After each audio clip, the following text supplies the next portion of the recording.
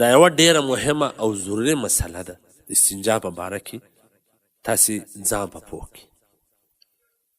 تاسې به لیدلي وي اکثره په د اجتماعي باترومانو بیت الخلاو کې چا به پاران پکې غورځولي، چا کاغذان کې غورځولي، چا کاڼې او ډبرې پکې غورځولي. یا دا په خارجو په داسې ملکونو کې چې هلته نه کاغذ سته، نه ډبره سته، نه کاڼې سته، استنجا به په څه طریقه وایي او استنجا و څه ته وایي، په دې ځان پوه کړي. ګورئ عزتمنو، یو استبرا ده، یو استنجا ده.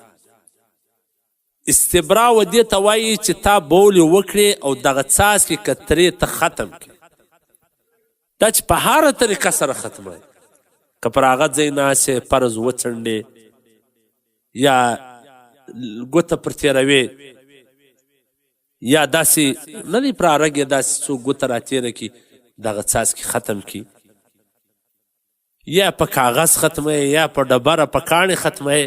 په هره طریقه چې وي، څوک سره شوري، څوک ټخی کوي، چې په څه طریقه سره دغه کترې ختمیږي، دا ختمول فرض ده، واجب ده، لازمي ده. چې دا دې ختم کړي نه وي او داس نسي کولی، دې ته استبرا وایي. دویم بیا استنجا ده. استنجا پر درې قسمه، په خالص کاغذ یا ډبره یا کاڼې داسې شي، په خالص اوبو یا په کاغذ او په اوبو دواړه. نو که چیرې تا استبرا په کاغذ سره کړی وي، په لوټ سره چې دغه خپل فرض وچ کړی وي، نو بیا د اوبو ضرورت نسته، بس دغه ستا استنجا هم سوله، ته راکلی سې خپل اودس کولی سي. دا ډېر کسان داسې بل ځای به بولې کړي وي، اودس به په ډبره او په کاڼه وچ کړي وي، دا سهارا چې راسې په مسجد کې به دوی د بیا هغه د اوبو ځای ته په انتظار چې په اوبو هم استنجا پسې ووي، هلته به جومات هم ځینې تېرېږي، راشم. دا دوباره بیا اوبه استعمالول ضروري نه دي دغه چا دپاره چې یا په لوټه یا په کاغذ سره خپل فرض وچ کړی وي او استنجا اودس یې وچ کړی.